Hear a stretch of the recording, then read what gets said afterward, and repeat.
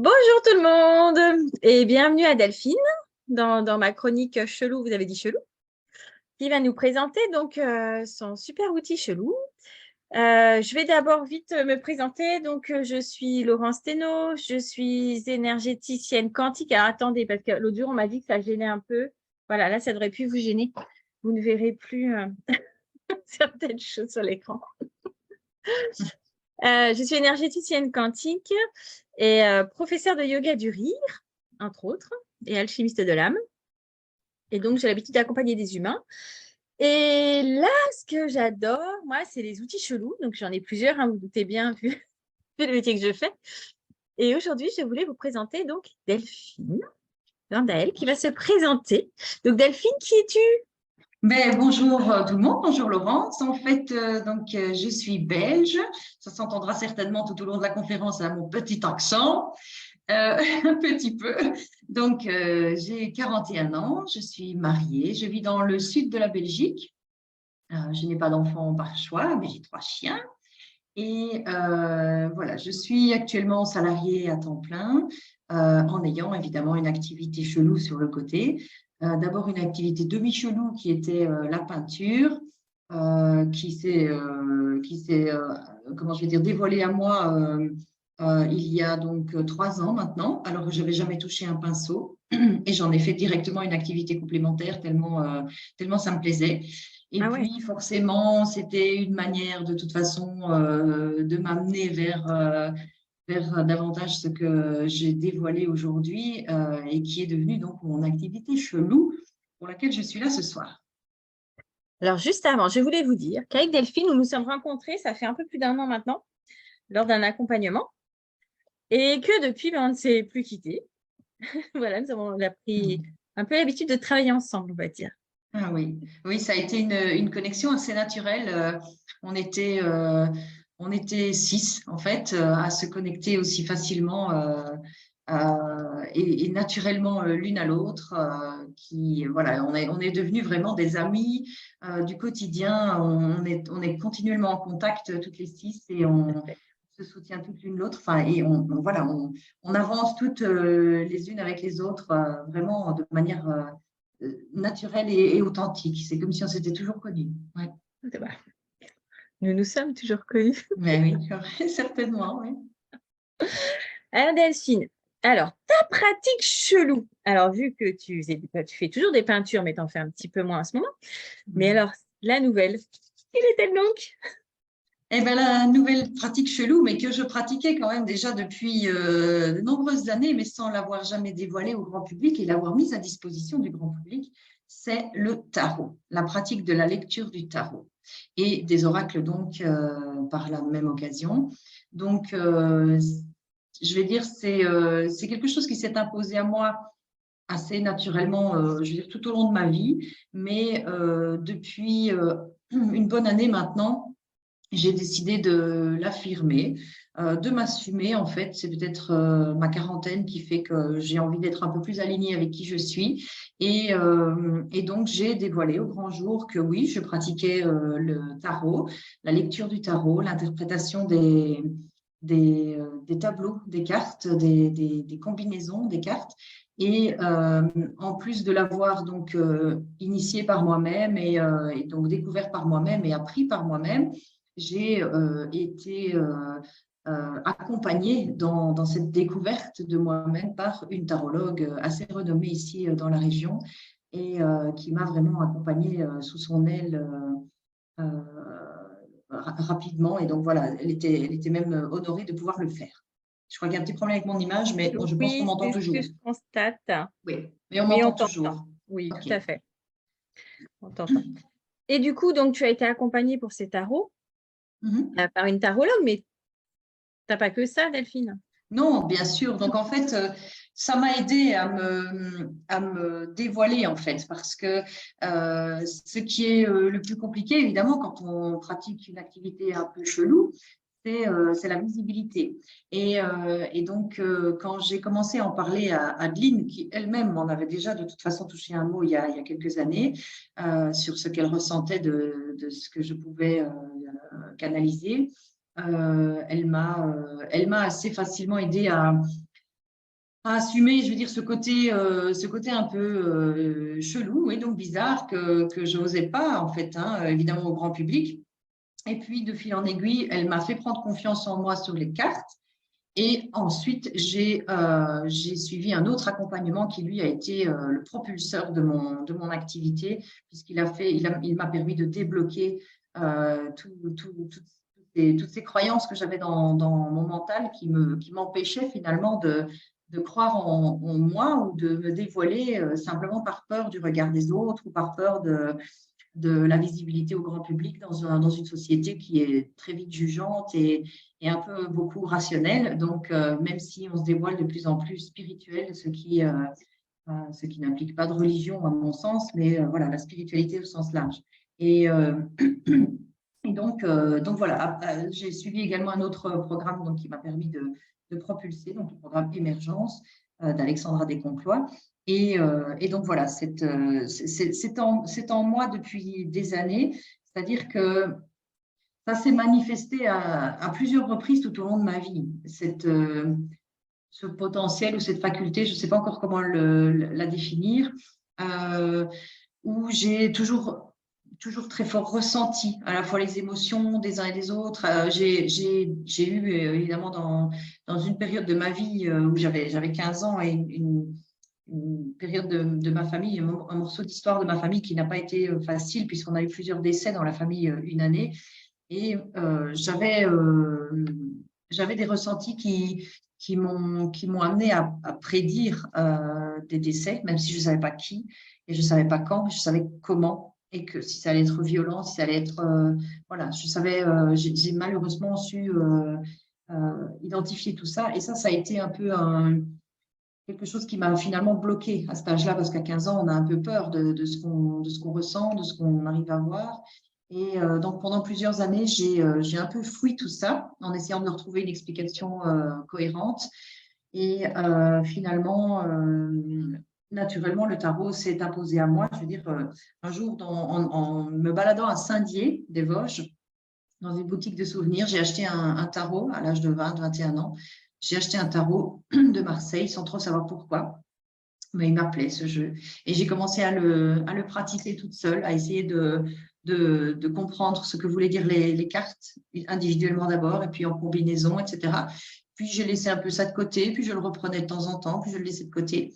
Et finalement, un peu avant la période sombre que nous avons connue avec l'épidémie, la pandémie, juste un peu avant, vers janvier 2020, la peinture s'est imposée à moi, mais j'avais vraiment tous ces outils qui se présentaient à moi en disant « mais poigne dedans, vas-y ».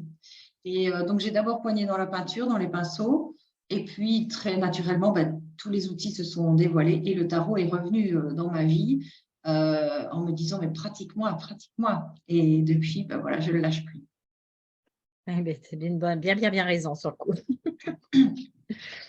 Alors du coup, pourquoi les tarots plutôt que les oracles? Parce que c'est assez proche et en même temps c'est très différent. Oui, alors, je pratique les deux. Donc, les oracles ont ça de bien qu'ils sont donc très variés sur plusieurs thèmes. Enfin, donc, ils se basent sur des thèmes différents, sont illustrés différemment, donc inspirent différemment. Et ils ont tous, finalement, chaque carte est porteuse d'un message différent. Donc, les oracles sont même parfois plus interpellants encore que le tarot quand on pêche une carte au hasard ou à l'issue d'une question ou d'une situation qui est en train de nous préoccuper.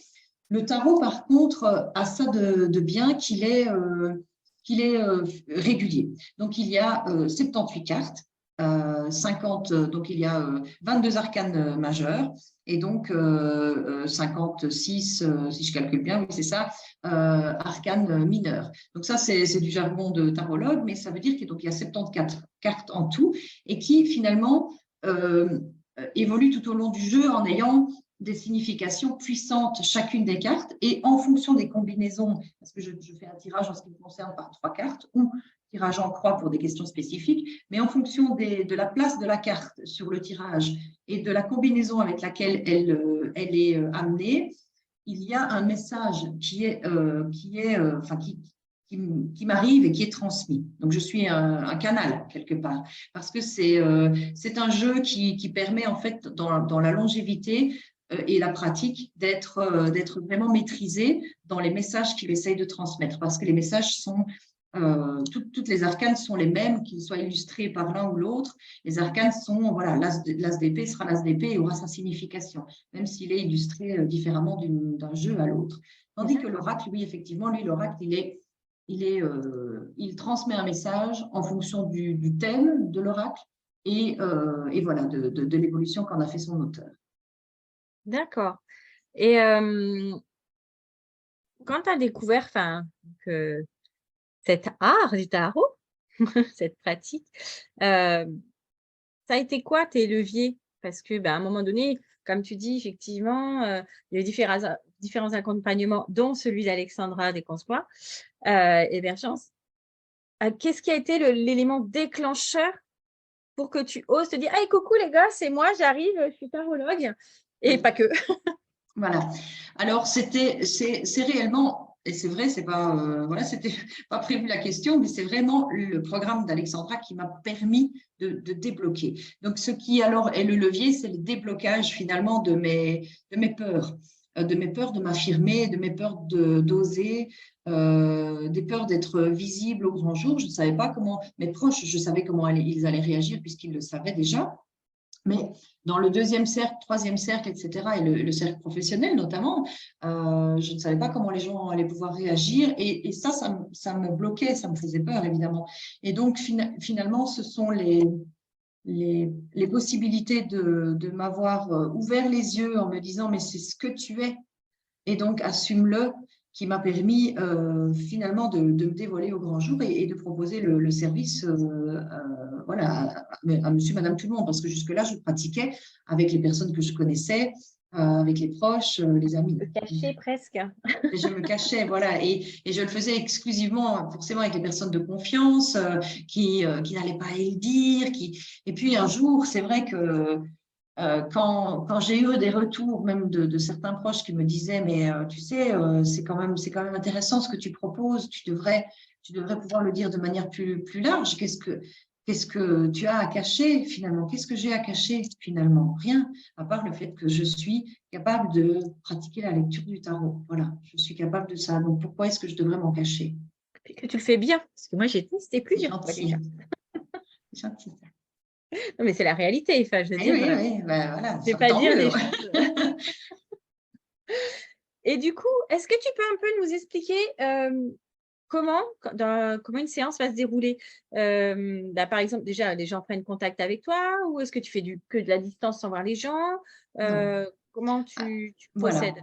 Alors, Moi, je sais, hein, effectivement, mais bon, les oui. autres ne savent Donc, pas. effectivement, on prend contact avec moi. Donc, j'ai une page Facebook publique. Donc, il ne faut pas spécialement être ami avec moi pour me voir. Donc, c'est Delphine Tarot. Et alors, les gens prennent contact avec moi et me demandent rendez-vous. Donc, soit c'est en présentiel, c'est chez moi dans ce cas-là, c'est à mon domicile. Sinon, ça peut se faire en visioconférence. Alors, il y en a qui sont un peu réticents par rapport à ça, mais je dois dire qu'à partir du moment où la personne, donc de toute façon, a pris contact avec moi et qu'on est en phase tous les deux et que la séance se déroule vraiment en individuel, la connexion entre les deux sera la même parce que de toute façon, personne d'autre que moi ne manipule le jeu. C'est-à-dire qu'à part le tirage en croix où je propose de tirer 5 cartes, donc en visio, forcément, c'est moi qui le fais, mais sinon, il n'y a que moi qui manipule le jeu. Donc, de toute façon, la personne en face de moi ne manipule pas le jeu à part pour le couper ou choisir ces 5 cartes en question. Donc, la connexion est la même en visio. Mais donc, à partir du moment où on a pris le rendez-vous, la séance dure environ 1 heure. Alors moi, je me prépare, évidemment, je prends toujours un bon quart d'heure avant chaque séance pour me préparer. J'ai un rituel de préparation, en fait, qui me permet de rentrer dans ma bulle, de rentrer dans ma concentration, de rendre l'endroit cosy et de mettre la personne en confiance à son arrivée. Et alors, donc, dès que la personne arrive, je lui explique comment je fonctionne, comment je pratique et que nous allons échanger. Parce que il y a parfois des personnes qui estiment qu'elles n'ont pas à parler, et c'est OK. Donc, si les personnes souhaitent ne pas échanger, alors je livrerai les messages du tarot. Mais il est vrai que lorsqu'on échange, on va beaucoup plus dans le détail de la combinaison qui est indiquée quand on a des informations qui peuvent venir appuyer ce qui est dit. Donc, dans ce cas-là, évidemment, on va beaucoup plus dans le détail. Donc, la séance reste toujours la séance de la personne. Donc, elle m'interrompt quand elle veut. Elle veut préciser certaines choses. On y va. C'est sa séance. Donc, c'est vraiment la personne qui décide de comment ça se déroule, en fait. Et alors, à la fin de la séance, d'une manière très symbolique, je leur rends les clés de leur vie. Parce que, quoi qu'il en soit, rien n'est jamais figé. Donc, c'est vrai que la séance de tarot explique ce qui est prévu, quelle est la perspective au moment où la personne vient me voir, quels sont les conseils à donner ou les obstacles à éviter, mais les clés restent dans leurs mains. Et donc, si elles veulent que ça arrive ou non, ça reste toujours elles qui doivent l'enclencher, finalement, l'autoriser dans leur vie, prendre ce chemin-là. Et donc là, je termine la séance aussi, moi, ensuite, avec un rituel de clôture de ma séance après chaque séance. Donc, encore une petite dizaine de minutes. Oui, comme nous en soins énergétiques, en fait. Oui, a priori, oui, c'est à peu normal. près la même chose. Ouais. Je voulais te demander aussi, est-ce qu'il y a des prérequis pour se lancer? Et peut-on se lancer à n'importe quel moment aussi, du coup?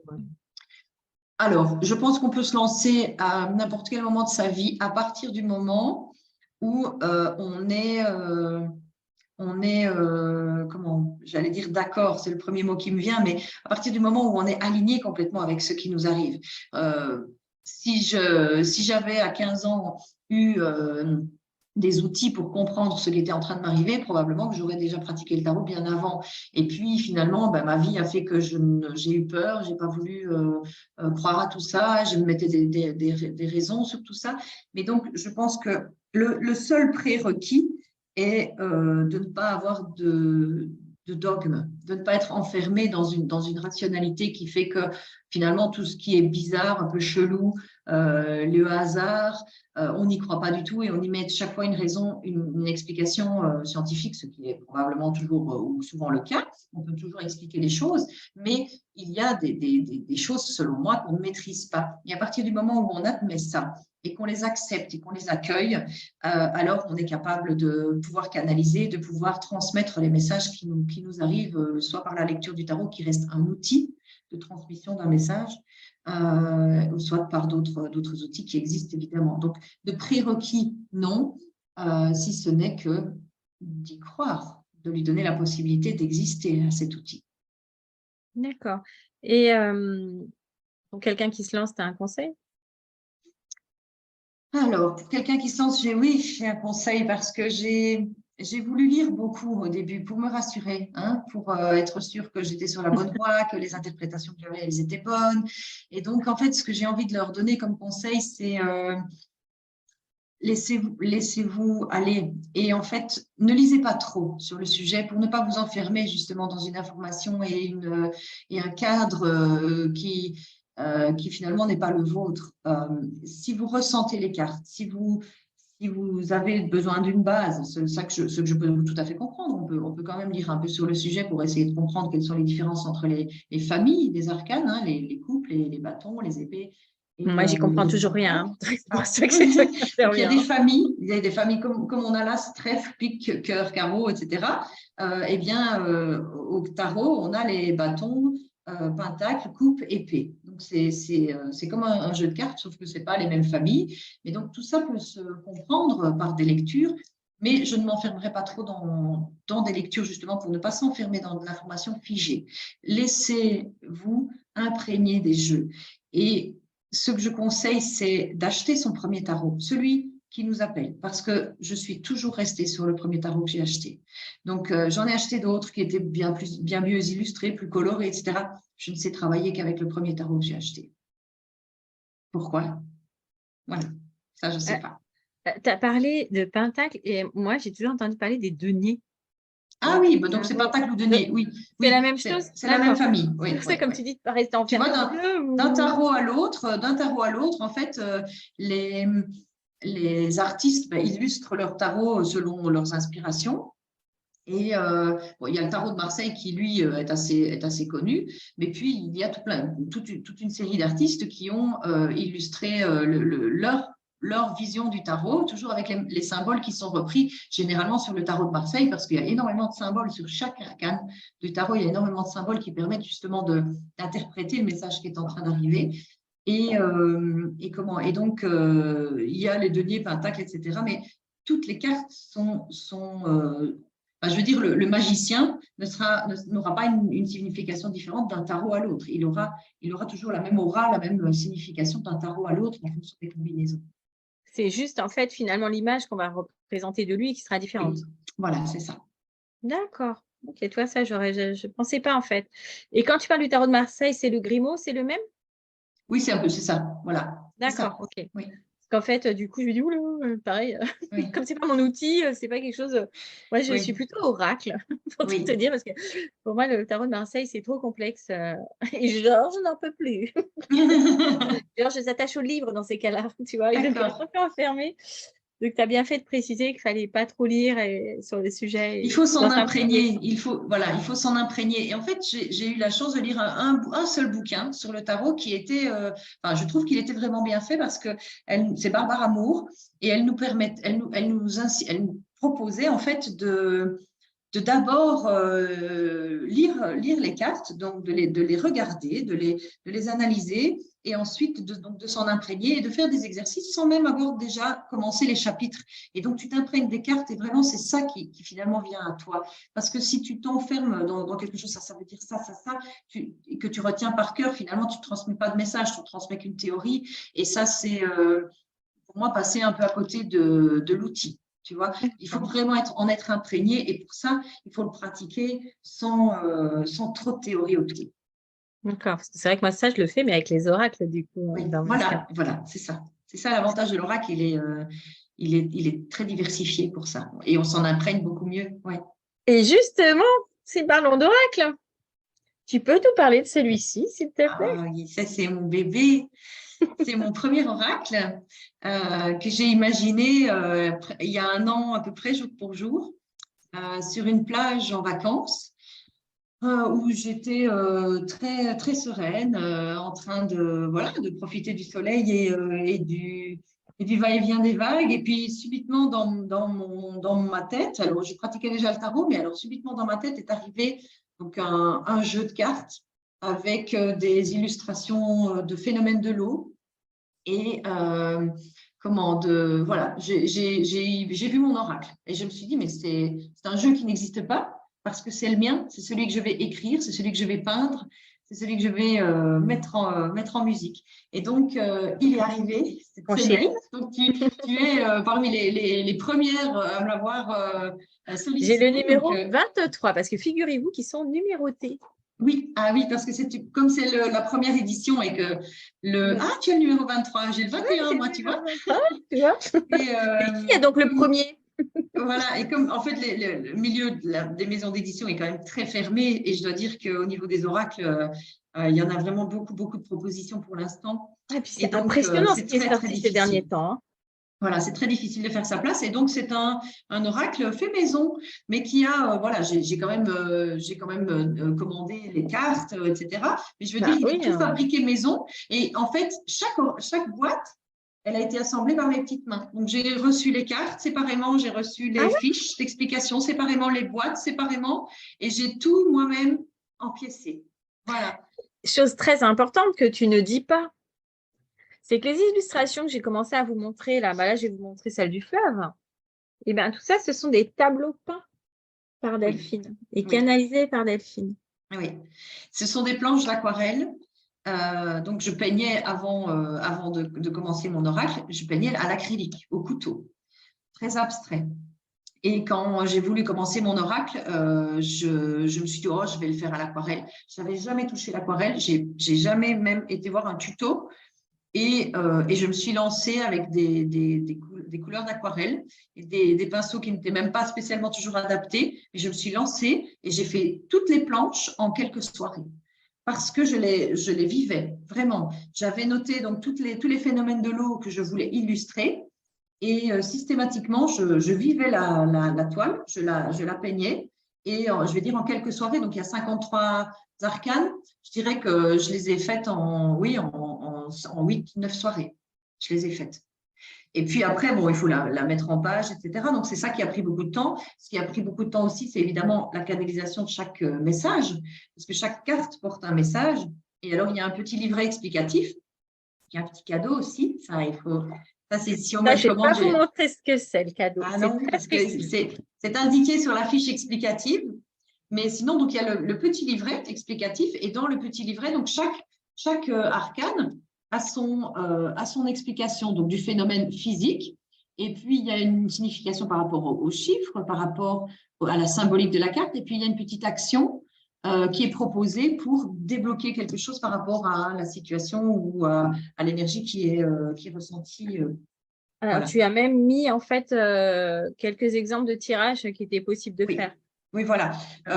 Parmi les tirages les plus accessibles, je vais dire, pour des non-initiés, donc j'ai proposé, oui, donc les différentes possibilités d'interroger l'oracle pour comprendre le message qu'il veut transmettre au moment où finalement on décide de poigner dedans en disant qu'est-ce que tu as comme message à me donner. Et alors, ce qui est assez drôle, c'est que du coup, quand il parlait, moi j'ai tiré la carte, donc c'est pour ça que je la garde près de moi, qui est celle du fleuve. Et là, je vais juste vous lire le message, comme ça vous allez voir. Je vais lire la fin. Cet arcane vous invite à accepter qu'un seuil nouveau est probablement franchi. Celui qui porte vers votre destinée. Soyez fiers de ce que vous avez accompli et laissez-vous emporter vers les suites avec légèreté. Et quand je vais regarder là, le petit message qu'il y a donc sur le petit livret, effectivement, tu proposes des actions, tu expliques que c'est le chiffre numéro 22. Ah, d'ailleurs, c'est rigolo, c'est le 22. Je Ah n'avais pas vu oui, que c'était le 22. Et le 22, c'est mon chemin de vie. Donc, c'est très amusant. Oh, je vais le regarder un peu plus tout à l'heure, tiens. Et en fait, il y a un petit mantra avec. Et le petit mantra, je vais vous le partager, puisqu'en fait, la carte, je l'avais prise un peu pour le groupe. J'observe la vie et je constate sa perfection. La nature chante pour moi et je me révèle à chaque instant son éclat. Et je me laisse emporter par sa beauté. Bah ouais, effectivement, le fleuve, c'est ça, en fait, c'est un perpétuel mouvement, c'est et c'est la magnifique. puissance C'est et la la- sérénité à la fois. Ouais, voilà, ouais, ouais. Tout à fait, la force tranquille, moi, je dirais. C'est ça. Et en fait, ce jour-là où je l'ai imaginé, cet oracle, et les 4 sont arrivés. Donc, c'était assez naturellement que c'était des oracles sur les éléments. Parce que j'étais impressionnée, Ah, j'étais ouais. devant la Méditerranée. Et donc, quand finalement ce jeu est arrivé dans ma tête en me disant, mais c'est ça que tu vas le faire, tu vas le réaliser, dans un an, il est là, il est sur ton plan de travail. Je regardais cette mer qui est d'un calme, enfin là où j'étais, en tout cas, la Méditerranée est très calme. Et j'étais face à cette immensité et je me dis, mais quoi d'autre à part les 4 éléments pour représenter finalement cette vie dont on ne maîtrise pas grand-chose finalement, on est là, on subit, hein, on essaye de comprendre, on saisit des outils, voilà. Et donc finalement, ces 4 éléments se sont imposés à moi comme étant les 4 oracles que je vais proposer. Donc ça s'appelle en fait, moi j'ai pas l'écran inversé, mais L'oracle des éléments. l'oracle des éléments, voilà. Et le premier, c'est l'eau. Et donc, ici, ça fait un an, j'ai pas perdu du temps, parce que ça n'est pas arrivé pour rien, mais j'ai essayé pendant 6 mois d'être édité. Voilà, c'est aussi pour ça que c'est un an après. Mais par exemple, Terre, j'ai fini toutes les planches d'aquarelle, donc je vais commencer à rédiger les textes et le livret. Donc, je pense que Terre pourrait être possible à la vente d'ici la fin de l'année. D'accord. Et surtout, ce qui est important, c'est qu'on peut t'aider aussi pour l'édition. Si jamais, oui, ça serait C'est chouette. jamais si quelqu'un connaît un éditeur qui est partant, Ouais. mais il y a aussi nous qui pouvons t'aider. Par le crowdfunding, en Dans fait, le oui. crowdfunding. Voilà, donc il Exactement. y a des plateformes qui permettent l'édition par financement. Et donc, je l'avais tenté, mais c'est vrai que je cherchais tellement l'édition, etc., que je suis un peu, je me suis un peu dispersée à ce moment-là. Donc ici, finalement, pour pouvoir l'éditer, pour pouvoir avancer, concrétiser, je l'ai autofinancé. Mais finalement, il existe des plateformes sur lesquelles on peut déposer notre projet. et se faire financer par les personnes qui croient en nous, qui ont envie simplement de déposer même 1 euro, mais ça peut toujours être utile dans un pot commun pour finalement financer tout le projet. Et en fonction du montant que les personnes donnent, elles auront une récompense qui sera proposée, soit l'oracle lui-même, soit d'autres, un tirage, etc. Donc ça, c'est à celui qui propose le projet de définir les récompenses. Mais c'est vrai que c'est une des solutions pour éventuellement le prochain oracle, puisque celui-ci aura déjà fait un peu parler de lui, j'ose croire. Il n'y a que 200 exemplaires. Donc, il y a 200 exemplaires, mais il pourrait y avoir réédition. oui, dire, si voilà, on se jette tous tout à dessus. fait. Et c'est pour ça que j'ai mis une petite fiche explicative avec pour expliquer que c'était un oracle un peu collector, puisque c'est les 200 premiers exemplaires. Donc, quelque part, c'est un peu le prototype, même si il est déjà bien abouti. Il est abouti, je ne le rechangerai plus, donc il est abouti. Mais je vais dire, le prototype peut-être d'une édition. Et donc, c'est pour ça que j'ai ajouté cette petite fiche personnalisée pour qu'il soit différencié un jour d'une édition, pour qu'il reste le premier oracle que j'ai sorti. Alors, je vais faire un petit coucou à tous ceux qui nous visitent. Alors, je n'ai pas tous les noms. Je vais juste pouvoir faire un coucou à ceux qui m'ont mis un petit message. Donc, il y a Christine et Karine. Coucou les filles, je suis contente de vous avoir avec nous aujourd'hui. Alors, vous me voyez souvent tourner la tête, c'est parce que d'un côté, j'ai le téléphone, de l'autre, j'ai le PC. Et comme j'ai un écran sur le PC, je trouve la solution plus facile. Vu que vous êtes en direct, si vous avez des questions, surtout, n'hésitez pas, posez-les, parce que Delphine adore les questions. Et moi aussi. Et du coup, est-ce que je peux te demander pourquoi tu as choisi de créer un oracle, toi? Parce que ça aurait pu être des arcanes, finalement, de tarot. Oui, en fait, c'est parce que ça s'est imposé à moi. C'est vrai que j'aimais bien les oracles. Je les pratiquais que pour moi à l'époque. Donc, depuis ma libération de mon activité, je veux dire, je les pratique avec mes clientes et clients, mais pourquoi ça, je n'ai pas la réponse. Ça s'est imposé à moi. C'est que ce qui s'est imposé à moi, c'est de coucher sur papier ce que je canalisais, ce que j'arrivais à recevoir comme message et qui finalement y allait avec la pression en me disant mais vas-y, rédige ces cartes, dessine-les parce qu'il y a quelque chose à aller chercher derrière. Donc ça s'est imposé naturellement à moi comme quelque chose comme un roman qui s'impose à un écrivain finalement. Le tarot, c'est pas impossible qu'un jour j'en fasse un parce que j'adore travailler avec le mien, mais j'en ai déjà acheté plusieurs parce que je trouve leurs illustrations vraiment très authentiques aussi. Et finalement, pourquoi pas un jour peindre les arcanes du tarot, mais qui, elles, sont déjà beaucoup plus figées dans le sens où les symboles comme voilà, par exemple de la reine d'épée sont une reine sur un trône avec une épée. Enfin, voilà, mais maintenant, on peut toujours l'interpréter ou l'illustrer de manière personnalisée, mais l'oracle sera d'autant plus personnalisé et authentique qu'un tarot qui, lui, donc, doit quand même répondre à un certain canevas. D'accord. Coucou Alex, coucou Aurélia. Coucou les filles. Est-ce que tu voudrais nous partager un truc à toi? Un petit tuyau? Une astuce? Une astuce pour qu'on tire bien ton oracle notamment? Alors, pour pouvoir bien tirer, enfin, il n'y a pas de bien ou de mal en fait, mais pour tirer de manière la plus optimale, je vais dire, possible un oracle, c'est souvent d'être seul. D'être seul, ou en tout cas de vraiment, si on n'est pas seul dans la même pièce, c'est vraiment de se mettre dans une bulle et de se concentrer sur une question qu'on se pose à soi-même ou qu'on pose à l'univers et voilà, de rentrer en concentration avec soi-même pour être vraiment connecté avec le jeu, de s'en imprégner en le touchant, en le mélangeant. Et puis finalement, la carte qui va sortir, ce message qui va sortir, je vais dire 9 fois sur 10, il va avoir une signification instantanée. S'il ne l'a pas, c'est pas grave. C'est qu'il l'aura pendant la journée ou pendant la semaine. Parfois, on se dit, je ne comprends pas bien le message de ton oracle aujourd'hui, mais bon, parce que je fais un tirage d'oracle gratuit tous les vendredis sur ma page Facebook. Et parfois, certaines personnes me disent, je ne comprends pas trop le message, mais ne te tracasse pas, parce que de toute façon, demain ou après-demain, tu vas te dire, ah, mais c'est ça en fait que ça a voulu dire.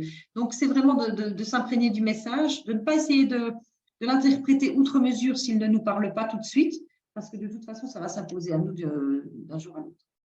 D'accord. Est-ce que vous avez des questions? Voilà, vraisemblablement, mon chat en a une. Oui, mon grand, qu'est-ce que tu as à nous dire? Mais, Non, c'est Jasper. ah, c'est Jasper. Mon petit chat. Non, je suis chaud. Mon petit chat, voilà, reste là. Sois à côté de moi si tu veux. Ok, donc du coup, si vous n'avez pas de questions, je vais libérer notre amie Delphine. En tout cas, je te remercie infiniment d'avoir répondu à toutes ces questions. Merci à toi pour ton invitation. Voilà, c'est super. C'est déjà super créatif. C'est très intéressant parce que du coup, on a une vision vraiment différente. Et puis, en plus d'une tarologue, c'est vraiment pas ton métier de base, on va dire, tout Non. ça. Non. Tu as... Ouais, coucou Alex, qui est venu nous rejoindre aussi. Du coup, voilà, c'était vraiment extrêmement enrichissant. Alors, ce qui est assez drôle, et c'est pas fait exprès, c'est que la semaine prochaine, donc je recevrai Sarah Roussel. Et Sarah est graphiste, mais c'est pas n'importe quelle graphiste, c'est une graphiste chelou. Vous verrez. Ah, d'accord. Elle a son univers et elle a ses clients. Et là, c'est excellent parce que vous verrez, bizarrement, elle n'a que des clients chelous. Chelou. Donc, vous verrez, c'est vraiment un univers particulier aussi. Et je serai très heureuse également de la présenter à tout le monde demain. Voilà. Et je te remercie encore infiniment. Merci à toutes et tous de nous avoir écoutés. Je vais mettre comme ça, voilà mon téléphone. Merci à toi pour ton invitation, pour ton initiative à créer ces conférences pour nous permettre d'être vus et d'être compris en fait par ceux qui ont encore des hésitations ou et peut-être que ça pourrait permettre aussi à des personnes en attente d'une libération de se dire ben allez, pourquoi pas moi, pourquoi pas me lancer. Donc ce que tu permets est extraordinaire, Laurence, merci beaucoup. Avec un infini plaisir, puisque c'est tout à fait l'objectif, c'est que voilà, les gens sortent de leur grotte et profitent voilà, de ce que des talents des unes et des autres. Je vais vous souhaiter une très belle soirée. Je vous dis à très bientôt. Et puis déjà à la semaine prochaine. Bonne soirée à tout le monde. Bonne soirée. Au revoir.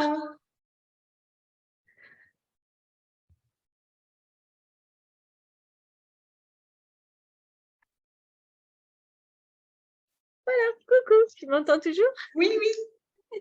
Attends, voulez-vous vraiment arrêter l'enregistrement sur le